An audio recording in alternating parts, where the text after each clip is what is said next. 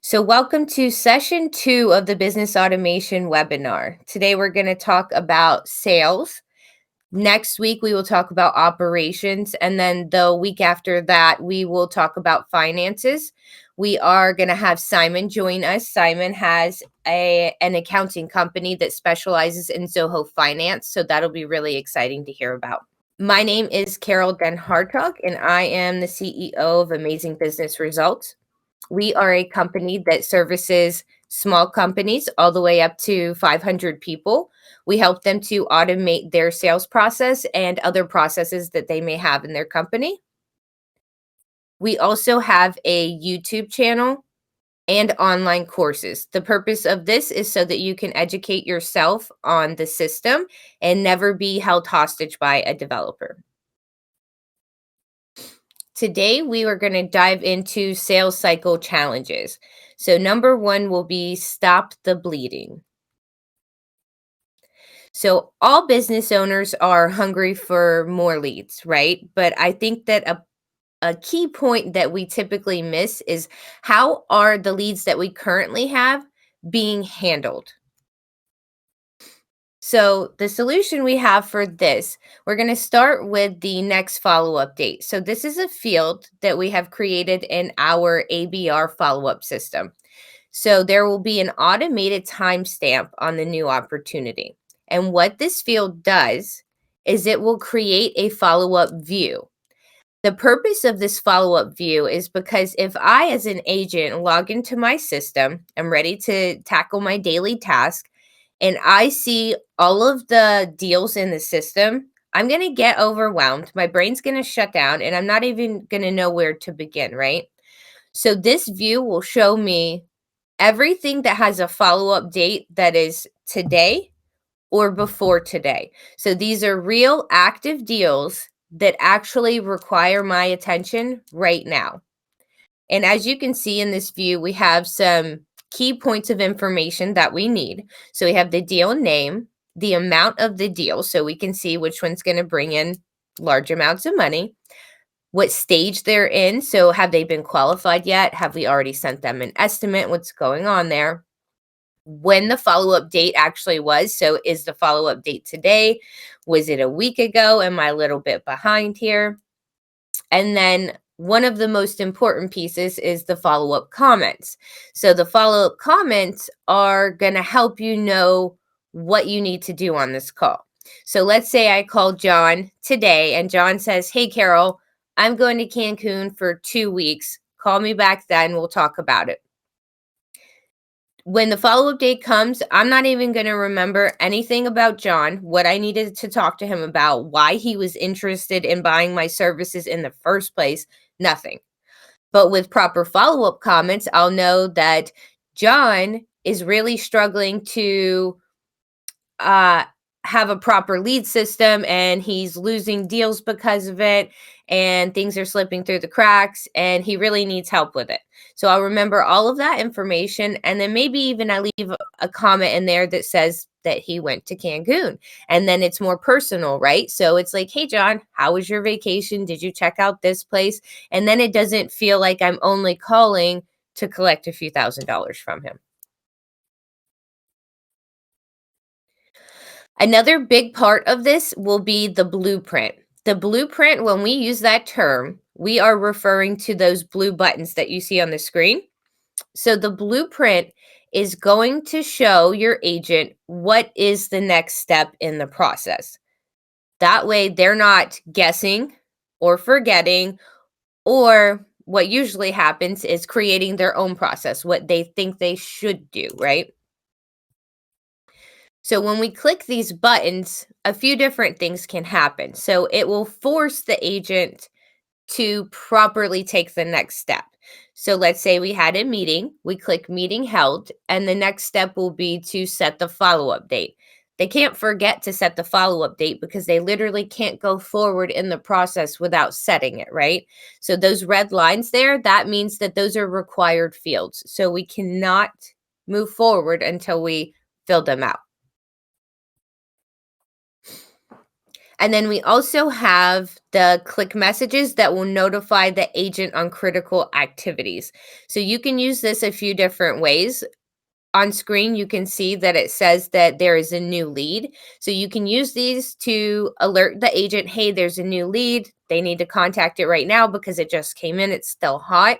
Another way you can use this is for large opportunities. You can have at the follow-up date and time, you can push that through to a click message as well. And that way, if you're caught up in emails or doing other things, it'll alert you and remind you, oh yeah, I need to go do my follow-ups and take care of that. And then, of course, we have a Slackers report for this. So the Slacker report will send management a report when agents miss critical follow-ups. So this is really important because if you have an agent that has a view for their follow-ups and there are 2 weeks worth of follow-ups on there and it's just sitting there and it's not being utilized, you need to know about it, right? So are the deals actually being followed up on time, and are they actually utilizing the system the way you have built it out to? So this just gives you a good view of what actually is happening in your company and not just what they're telling you that they're doing. And let's pause for some questions. Okay, so let me just check a few. Yeah, we have a bunch of questions. I would just pick a few of them. So question number one, can I use whatever process that I like in the blueprint? The answer is yes. The blueprint is fully customizable. And the cool thing about the blueprint is that you can have buttons which your employees are clicking on. Instead of going through all the fields in the system, they will have just set of buttons that they are clicking on. Those buttons will represent a flow of business. And usually we help our clients to create those flows because the client knows his business, but he don't know how to do it on the Zoho side or what to expect when he's on Zoho. So we are getting the business requirements, and based on that, we're helping the business to create those blueprints. Mm-hmm. When you click on the button, first of all, you can request the user, the agent, to provide information. And also, whenever the button is clicked, some automation can run in the background. For example, send information to a third-party system, send an email to your client, send an email to a lawyer, send an SMS, and so on. So a bunch of functionality can take place while the agent is on the button and also after it was clicked. Another question, can follow-ups be automatically generated for things like incoming emails? Yeah, that's a beautiful question. So let's say that you are right now, you have this follow-up. Can you go back, please, to this slide? Perfect. So when, for example, an email comes in, let me take it then backwards. So let's say that you have this November 6th. No, if you can go down, just talking to myself. I'm just old. I'm just old. So let's say that you have Ariana Grande, and she is the first deal, and that will be the next follow-up was scheduled to November 6th. And right now, let's say we are in October 1st. So only next month I'm supposed to contact Ariana. In this case, she won't even be on the list because it's a future date. If, for example, Ariana is sending me an email before the scheduled follow-up, the scheduled follow-up will be updated to right now, and the follow-up comment will be changed to, Lior, Ariana just sent you an email, please respond to her. So the follow-up comments is removing the need to go all the time to your tasks or to check your emails, which 99% of the time we see systems, salespeople will have hundreds of tasks that they never saw before. Yep. So many unread or read emails that they missed, and it's a huge mess. In this case, when you have the follow-up, it's something that you need to get done. And if you're not doing it, the management can see that you didn't do it, and then there will be a conversation. Maybe you need more help, or maybe you're slacking. but in any case, the management is not blind. Another question is about why not using tasks or emails for follow-ups, which I just answered right now. And by the way, this follow-up system, we created this concept about 2.5, 3 years ago. And since then, we implemented it on hundreds. I want to say thousands of systems, but I will stay modest with hundreds. And it works very, very well. It's a very nice system. Yeah, we have some more questions, but let's proceed. I will integrate them later on.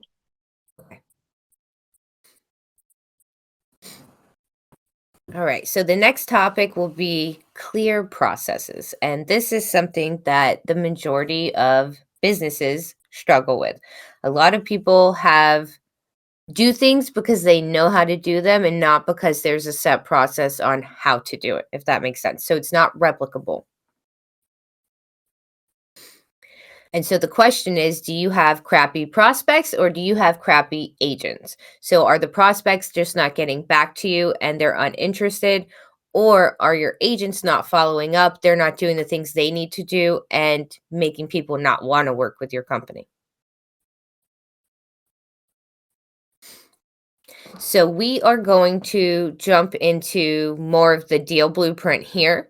So as you can see, you can send the proposal and start the follow-up process from the click of a button. As soon as we have a meeting with a prospect, we can go ahead, click that button, and have the whole cycle moving. When we click the button, we're going to put in a date to start the proposal automation. This is a really cool feature because it triggers a drip campaign. So it's actually nurturing your deal for you, and then you have control over when it starts. So if they tell you not to follow up for a week, the first email doesn't have to go out for a week. And then it will alert the agent when he needs to get involved. So this is kind of what we were just talking about with the follow-up system. And if emails are coming in, is it going to trigger that comment? So this one, for example, we sent the proposal, 3 proposal reminders were sent to the client, which would be the drip campaign that we triggered. We haven't heard anything yet, right? So now it's going to be in the follow-up view for the agent and tell them, hey, you need to reach out to this prospect at this point. So we've done our part with the drip campaign, and now it's time to actually pick up the phone, call them, see if they're still interested or not. Actually, I use some human contact at that point. Anything you want to add to this section, Leo, or it's kind of small, so? Yeah, so this is a very interesting scenario that I personally used. In our company, I'm the only salesperson, and I also have more companies to take care of. So I'm really part-time salesperson in the company. Mm-hmm. The problem that I had is once I meet with clients, obviously I'm sending a proposal I need to follow up with, but I don't have time to do it. So we created the functionality that you see here, which once I meet the person and I'm sending him a proposal, which is basically one click that you will see soon in the process how we are doing it. But once I click on the button and a proposal is being sent, now the system will send this person follow-ups about the proposal. Hello, John, did you receive the proposal that I sent you a few days ago? Hey, John, it's been like a week ago. I don't want to bug you, but if you're still interested, let me know. So we have about 3 follow-ups for each proposal. And you will see lots of times that people will respond to those proposals the same way that I really send it. Because obviously I'm totally disengaged from the babysitting process. But they will say, oh, sorry, Leo, I was on the road. It's been 3 weeks, but I'm back on track and let's begin, or let's proceed with the process. So this automation saved me a virtual assistant that was helping me with the follow-ups. Mm-hmm. And the results that I got from this process was much better than what the assistant was giving me.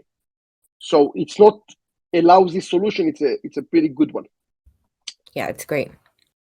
Let's see questions. There are 2 of them. Can you have the record automatically updated once the proposal is signed? Yes. So there are lots of things that we can do. From my point of view, I know when the proposal was sent, and therefore I am stamping the time of when it was sent. And then whenever the proposal is signed, it will be using an online signing software such as Zoho, DocuSign, whatever system that you like to use. And whenever it's being signed, it's being sent back to the CRM as an attachment to the record. So this document is there. And also once it's signed, I can alert the related owner, the person who is in charge of the deal, to proceed with this proposal. The second question is there a way to know if the proposal was sent on time? Yeah, that's a painful and good question. So when you are, most cases that we saw salespeople, when they are to send the proposal, they will be pretty good about generating it because they see $sign and they're happy to proceed. The problem is everything that happens after the proposal, the follow-ups, checking with the client if he received it, if there are any questions, and also in some cases, proposals even not supposed to be sent to the person. If it's a big amount, so let's say thousands of dollars in north, in terms of the proposal, I would not even recommend you to send the proposal. I would recommend you to have a proposal meeting, because sometimes you will have a line item that will say setup and it will be $2,000. You know that this is like 5 days of work with lots of activities, but the client just sees it as a setup and he don't even understand why the hell I'm paying $2,000 for it.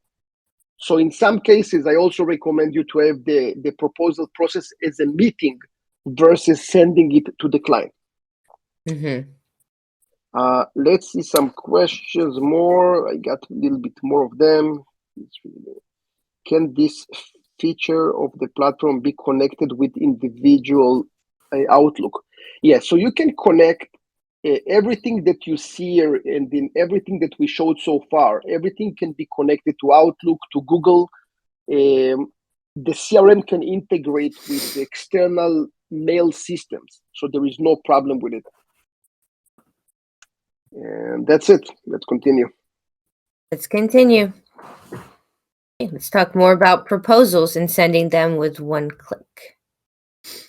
So when we click that button that says send proposal, obviously we will generate a proposal, but how we're able to do that is all of the details that we have in the opportunity. It's actually going to pull that data into the proposal. And that way you are not having to copy and paste all of the data onto that other document every time you create one. This is an example of one of our proposals. So we are able to pull the proposal ID, so that'll be the deal ID. Prepared for, that's a client name and an account name.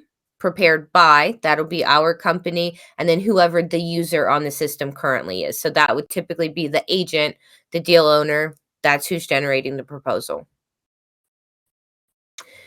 Also, we can have it pull the account name here, pull the address from the account, and then obviously you have your terms and conditions, things like that, and you'll have the either client or account name on the signing line as well. And then this is just kind of an example of the detailed page. So Zoho One setup, that's what we would be proposing to someone in this situation. And then once it's signed, you'll see the attachments in that record. So in that deal that you sent it from, once it's signed by both parties, meaning both you and the client, it will download the PDF to the attachment section. So you'll always have the signed copy of it attached to that deal. And another great thing with the follow-up system, it will update it and let you know, wake up, they signed it, time to move forward. We need to send an invoice, collect some money. Okay. And if you can go backwards 2 slides, yeah, this one. So I got here a question if the proposal can be adjusted based on the product type. And the answer is absolutely yes. You will have one proposal, for example, and inside this proposal, you will have different type of content types. In this case, we're using here PandaDocs, but it can be also for other proposal systems. Based on the product type or the product that you're selecting or products, we can present different templates. In this case, for example, the product that was selected in Zoho CRM was Zoho One Setup. That's what the person bought. And we presenting him only the Zoho One Setup versus all the inventory that we have, which sometimes I'm getting from vendors a huge proposal with tons of items that I never even requested, which It's is not even totally relevant. overwhelming. That's right. That's right. Let's have some questions. Can you edit the fields in the record? Oh, that's a good one. So sometimes you will have two options basically with proposal automation. One will be that you're selling a very specific product and all the proposal will look the same. You click on a button, the proposal will be emailed automatically to your prospect. You have no touch, you don't need to check it or anything else. Another option, which is in my company, is the same. When I click on a button, it's generating the proposal, and then I'm able to edit the proposal. So I will have probably most of the cases 95% done, but then I just want to review or maybe add some notes that are more specific to the client that is talking to me. Something that is more personal and is more relevant to him versus something very general. So you are able, once you produce the proposal, to make changes, and only then you're sending it.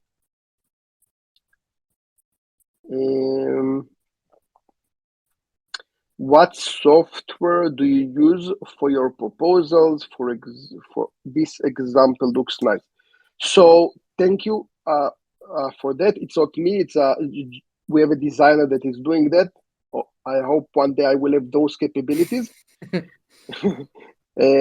But we're using PandaDocs for our proposals.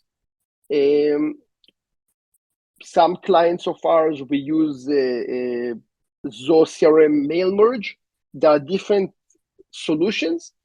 We like PandaDocs. We are also PandaDocs resellers. So we work with PandaDocs on implementations for customers. We have a bunch of experience with their automations as well. And it does integrate nicely. Yes, it's one of the best systems that I use for proposals or documents for Zoho CRM for sure. Can you run reports to see the average time that it takes to get proposal signed? Yes. So that's connecting to my previous answer. When we're sending a proposal, we can timestamp, and then whenever it's signed, we can timestamp, and then we can produce a field that will tell you how much time it took for this specific proposal to get signed. And that's it. No more questions. Right. Let's talk about estimates, sales orders, invoices, and automation. So here we have an opportunity, which is a deal.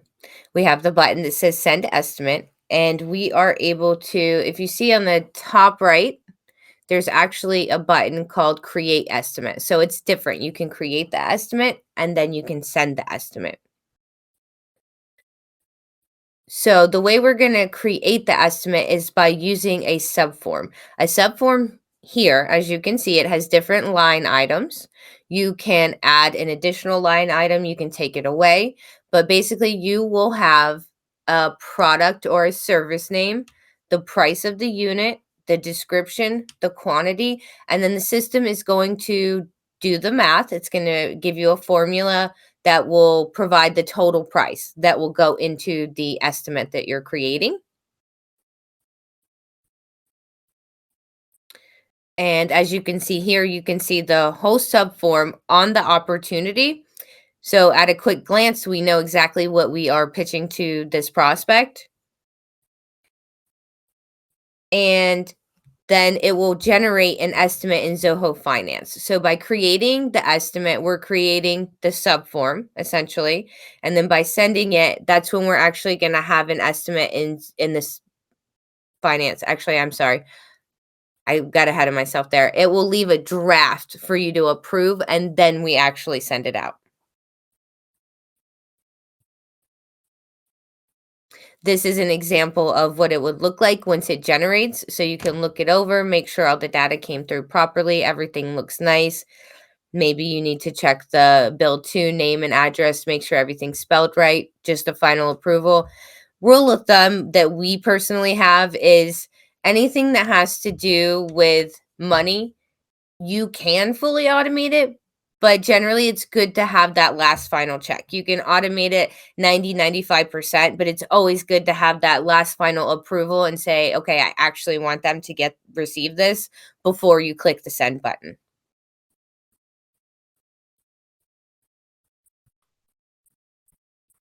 Okay.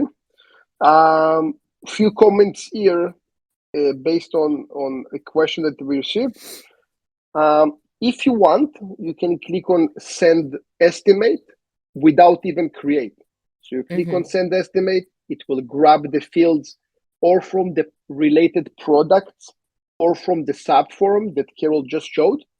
It will produce an estimate and it will send it automatically to the client. So you can do all that with one click of a button. In this case, we're just showing the most common approach, which people want to see that it's perfect and only then send it to the client. And that's more of what most companies are doing.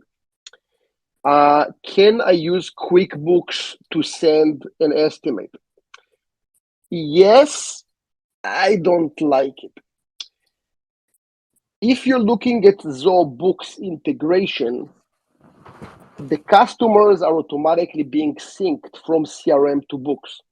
And then you just need to create the estimate and it's automatically being assigned to this person. With QuickBooks, there are a few things that needs to be done before. You need to check that the customer exists, and if it's not, you need to create it. There is lots of back and forth. Now, because it's not such a great integration, and there is one, it's not smooth and it's not working 100% of the time. So for me personally, after having few business in my life, I can tell you that I'm okay with 80% with many things, not with finance. Finance is 100% closed system. We've had quite a few clients that have tried to use that integration too, and we've tried to make it work for them. And the result ends up being that they literally hire someone full time to make sure that the data in the CRM matches up with the data in QuickBooks because their reports are never matching. Yeah, it's sick. It's not good. Yeah. For sure, if you need to bring a $4,000 resource to check something that can be done for free. Another question is, do I need to copy the customers from Zoho CRM to Zoho Books before this automation takes place? No. There is an integration. Again, I'm saying integration. It's a big word that developers can charge lots of money based on this beautiful word, but it's a click of a button. There is an integration between Zoho Books and Zoho CRM. It's a click of a button. If we do it for clients, we don't even charge for clicking on this button. Very, very simple to do. Do you have a solution for inventory? So I assume you mean, let's go back, please, a little bit. Previous slide, one before, more. I think it's the subform. Was there a subform? Yeah, this one. Right here. So I assume you mean when the quantity is being taken here, if it can reduce the inventory from your Zoho inventory. And yes, the way that those structure their applications, you have Zoho Finance Suite, which will include Zoho Books, Zoho Inventory, checkout, and Zoho expense. In this case, if you will have Zoho inventory configured for your company, whenever we are sending an estimate, you can affect, if you want, the inventory. From what I know out of the box, whenever you have a sell, basically you're selling the product, this is where the inventory will be deducted from Zoho inventory. And when you have a purchase order, which means you're buying more inventory, this is when it will affect the inventory to go up. So invoices will reduce the inventory while purchase orders will increase the inventory. What happens with prospects that are not paying? Can I track them? Yes. In Zoho Books and also in your QuickBooks, you will have a section named Account Receivables. Those will be all the people that you generated the invoices and they didn't paid for it. So the account receivables can be used for that. If you also want, we can create an integration between Zoho Books and Zoho CRM. So whenever you're sending an invoice, there will be a field in Zoho CRM that will say that the invoice was sent. And if the invoice is not paid, so actually when an invoice is paid, we can trigger a field in CRM that will say invoice paid. So you can run a report on Zoho CRM and see all the opportunities that you closed, but you didn't get paid for them. I hope it makes sense. Makes sense to me. No more questions. Yeah, you're biased, of course. All right, file collection made easy. So a lot of companies have to collect data from clients of some kind of sort to actually start working with them, right? So let's say you sell doors, you might need measurements and you need a designer to design some things. You need a place to store all of these things and associate them with a specific client, with a specific deal. The solution we have here is that when a deal is created, and you can have this happen when it gets to a certain point of the deal. So let's say the deal is now closed won. It will the system will automatically generate a work drive folder for that client. You'll have one for the account, as you can see here, the client's link, and then the password for that link. Once it's generated, as you can see, you can have specific folders set up. So you could even have a full hierarchy of folders that is automatically created for that client for that deal. And you can also have an email go out to that client that has all those details in there. So they can get an email, say, all you have to do is click on this link. Here's your password, anything that you need to put in it, anything that you need to receive from me, in this case, maybe meeting recordings, so you can refer back to it. All of that is in this folder for their convenience.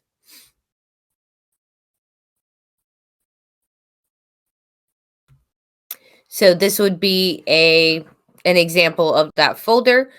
We have the client folder, and if you can see the hierarchy here, it says clients, the Kings Incorporated, Zoho One Setup, and then the external folder. So you can have multiple folders linked to that client or that deal, and then just have one of the folders that are external. So, because some things that the client needs to see, there's some things that the client does not need to see.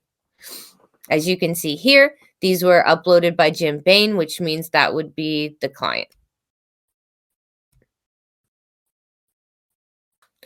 And so directly from this folder, you have an option to follow updates. This is very important because how many times do you ask your client, can you just drop these items in here? And then you forget to check if they dropped the items in there. Maybe you're following up with them asking, did you have a chance to do this? But you don't even realize they're there, right? So if you click the follow updates button, what's going to happen is you're going to get a notification saying, hey, Jim just uploaded 4 PNG files, whatever it is, letting you know that there are items there. Now you can take action on it. Okay, so few things. So first of all, I think the work drive connected to the CRM, it's insane. We'll give you, for example, a use case that we have in the company. We're using Zoom to meet clients. Every meeting is recorded. There is a problem to sync Zoom recordings to anywhere, any CRM, Zoho, OneDrive, Dropbox, anywhere. The problem is that there is a timeout that whenever you have a long meeting, the file will be heavy. For example, let's say 1 GB. When the sync takes place on Zapier or other systems, because it's a large file, it will take time for the file to get uploaded, and then the system will throw a timeout. So bottom line, there is no way to sync big files from Zoom recording to other places. Maybe it's intentional because Zoom want to charge more money for storage. Maybe not. I don't care. But as a business owner, I need those files. What we did to solve it, which is a very simple solution, we have Zoho OneDrive. Zoho OneDrive also comes with a software that you can install on your computer. So we install Zoho OneDrive on our computers. We shared a single folder on our local machine. Zoom will have local recordings, and the local recordings are being saved to this folder on my computer. And because it's synced with OneDrive, it will upload it back to OneDrive. The result will be that all my Zoom meetings are recorded and uploaded into OneDrive. So we have terabytes worth of meetings. Just a disclaimer there too. If you download the WorkDrive application, like he was saying, on your computer, make sure that you're only syncing the folder that you want to sync and not the whole WorkDrive, because then you're going to just crash your computer. Yeah, that's a big point. Yeah. Because if you have a terabytes worth of data being synced into a laptop, it's a bye-bye. Yeah. Yeah. Okay, so questions. One question is damn, which I hope it's a good one. It just says damn. Is there a benefit to using the OneDrive to store files instead of the CRM? Yeah. Okay, so when you have files stored in the CRM, the problem is that you will need to pay money whenever you reach, let's say, 1 GB or 2 GB of storage. And we have lots of clients that, before they met us anyway, they paid lots of money for storage. You can have the same functionality on OneDrive. For example, let's say that I'm a real estate agent. I will have my photographer sending me pictures. So he will get the email that will with the external folder that he can upload all the pictures himself. I will get a notification for it. It will not consume data from my CRM. It will go against my 5 terabytes of space on Zoho OneDrive, and then you are not consuming your expensive data storage on Zoho CRM. So bottom line is Zoho CRM will have expensive storage that if you're breaching this 1 or 2 GB of space, depending on how many users you have, you will start paying for it. While if you do it on Zoho OneDrive, I will be shocked if you are breaching the 5 terabytes because it's lots and lots of data. And the client won't have access. Yeah, so the question is if you're giving the external link, if your client will have access to your OneDrive. I assume it's to the entire OneDrive. And the answer is no. Your client will have, you can have two different permissions. One is he can just upload. So he's uploading the files, he can't even see what he uploaded. You can also give him ability to upload and view, and upload, view, and download. So it's up to you what permissions you're giving him, but it will be only for the specific folder. Can it be synced with SharePoint? I don't know. Maybe, but I don't have an answer for that. And there are more questions which I will answer in whenever we finish the presentation, because are not really related to this specific topic. Okay. So a lot of people focus on new leads, new business, right? So let's talk about working on your repeat business. This is a very important point that gets missed a lot. So what we have created for this specific situation is the real last update. What the real last update does is it will actually stamp that record. So in this case, it is contacts. It'll stamp that record once with the last interaction that you had with them. So whether that was phone call, email, whatever it is, it'll stamp that record so that you know the last time you spoke to them. The point of this is so that you can then run a report on when the last interaction was more than 30 days. So I need to talk to all of my clients every 30 days to nurture them, make sure they still remember me. And this is outside of your campaigns, newsletters, anything like that you're doing. This is going to be outside of it. So this is going to be an actual personal interaction. I want to connect with you one-on-one, right? So this is very important for account managers. So you'll have this report. This one is on the dashboard, so you can see it when you check in the morning. First thing, you'll check this report and see who you need to reach out to that day, kind of like your follow-up view. But like I said, it's for current clients and not new clients. So what happens is our AI scans all your significant communications to determine when is the next time you need to contact your customer. Once you contact that customer, they're going to fall off of that list until it's been the 30 days again. Management gets a report on Slacker account managers. This means that management will get a report just like we have for the follow-ups and things like that, letting you know maybe it's been 90 days since they contacted that client. So you'll get a report with all of that data on it so that you know what account managers are actually doing their job and taking it seriously, who's not. Maybe people are overwhelmed. They can't reach out to all these people. But either way, it gives you a good view on what's actually happening in the company and where you need to make some changes at. Okay. There are a few questions here. What type of communication? Okay. So the communication types that we are able to check is basically everything. So if you will have emails exchange, SMS exchange, WhatsApp, Facebook messages, meetings, tasks, anything related to a client, we're able to monitor it in the background, and we adjust the real last update based on that.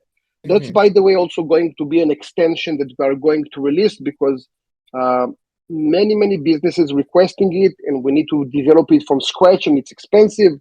So we're just going to release it as an inexpensive extension, and it will be used for the entire company. Can I change the frequency with that I want to contact my customers? Yes. So the 30 days is something that we set, but of course you can change it to 3 months, 6 months, a year, whatever you want. I can tell you from experience that companies that are actually keeping track with their customers, they're talking to them, lots of good is coming. You will find people that you will talk to, and you will say, "Hey, John, how are you?" And John will say, "You know what? I'm not happy. I had a problem with 1, 2, 3." And that's awesome, because now you have actually a reason to listen to your customer and make things right. And once you did, there is reciprocity that you did something good for him, and he will do something good for you in terms of giving you more business, referrals, and so on. Beautiful.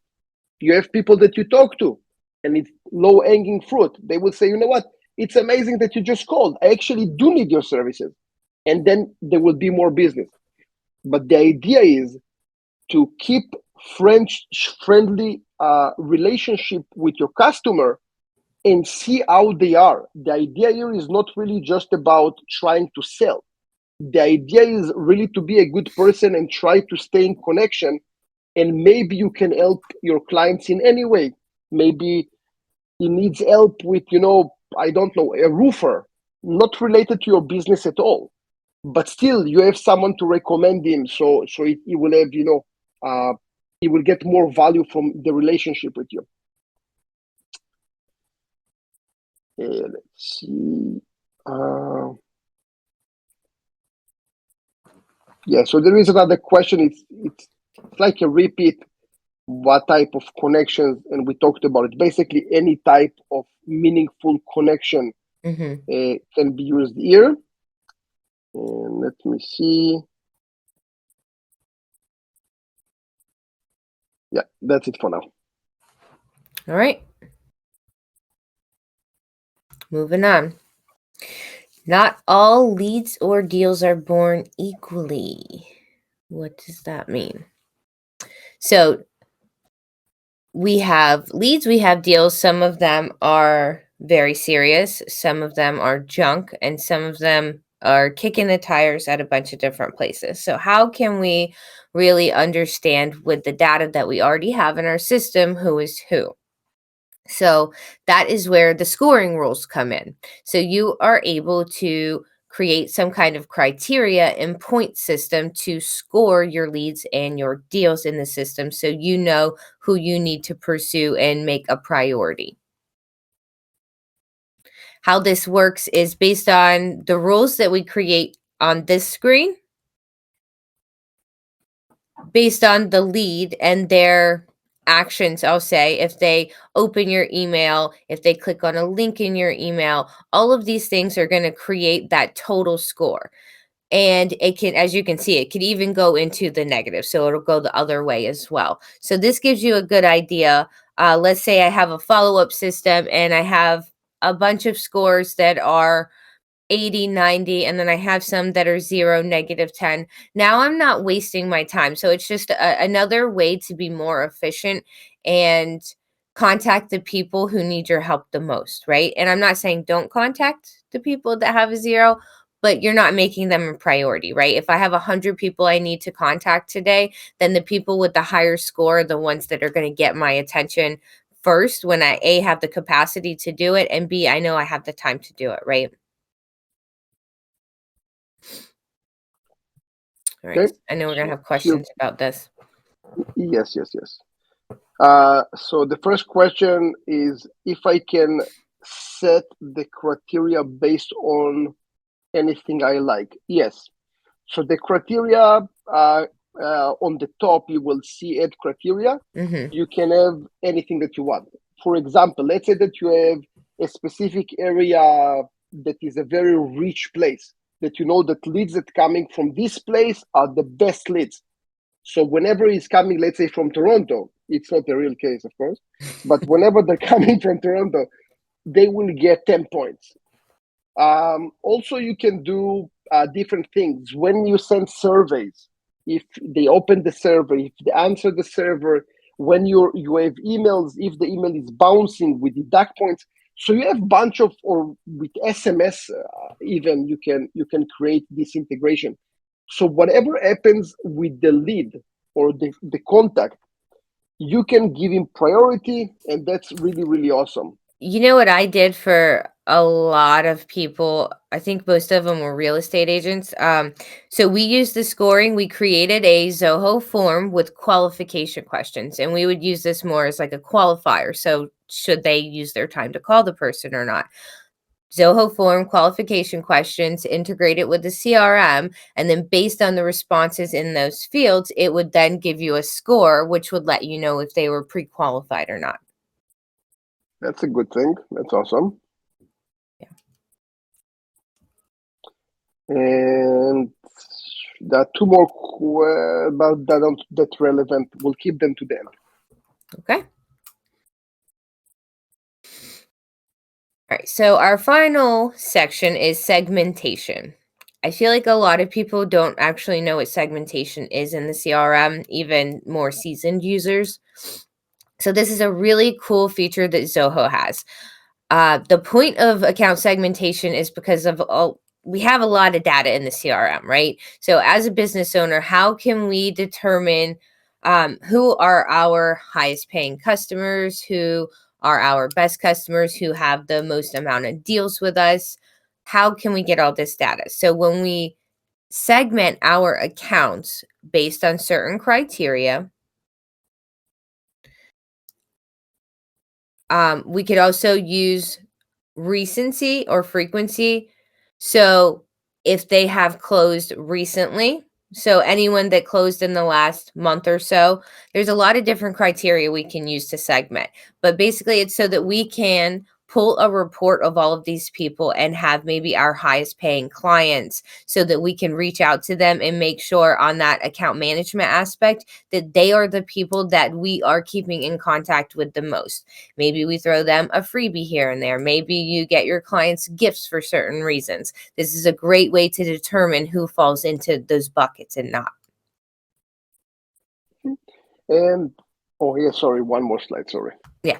So we can have a view based on the segment score. So you can pull it up just like you have your follow-up view. You can have a segment score view based on the filters. And then so from here, you can kind of click through and contact all of those people on a list view. Okay. Now, the way that Zoho are doing the segmentation is based on the RFM model, which is not something that Zoho created. It's an existing model for recency, frequency, and monetary value. And based on those three, I can determine who are my VIP clients. For example, if you will have someone, I will, as a business owner, I will say everyone that spends with me more than $30,000, he have more than 5 deals, and the last deal was not more than 6 months ago, he will be my VIP. And then when I'm creating, let's say, a weekend in Mexico, he will be part of the group that I will need to invite. And instead of going to the system and start to dig in the opportunities and different places, I can just go to my filter, I can segment all my VIPs, I will get them and I will send them an email, or hopefully a phone call would be nicer. Also, one more thing that you can do with the segmentation is when you have, let's say, someone in your VIP and he didn't order from you for more than 6 months, you know that there is a problem. He used to be a very good client of yours, and now he's gone.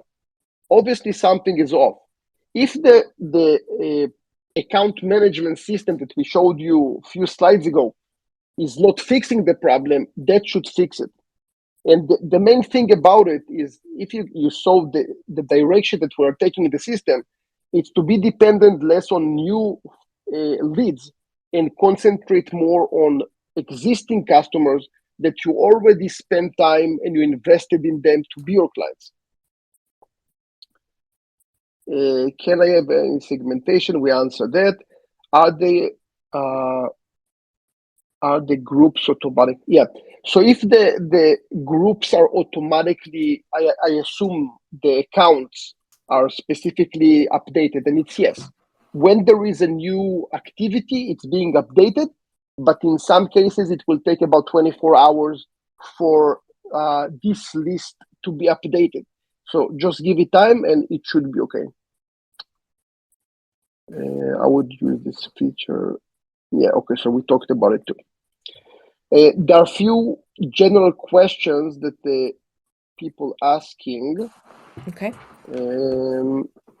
How you determine, basically how you determine when to use a task and when to use a follow-up. And the follow-ups were in the beginning, the first section. A follow-up for me will be anything that I need to call back. It might be that I need to call back because I want to, or because the client requested me to do it. But in any case, a follow-up will be something that I need to do. A task for me will be anything that is not related to the sales process. As an example, I will have a task to do payroll twice a month. I will have a task to every 3 months to have review for my employees. So there are tasks that need to be in the CRM, but they won't be related to the sales process, if it makes sense. Because once you start to abuse the tasks, you click on the tasks, you see something like a huge list, you getting the nausea and you close everything, basically. Yeah. So a task is more of a reminder, I would say, not for part of sure, the, yes. yeah.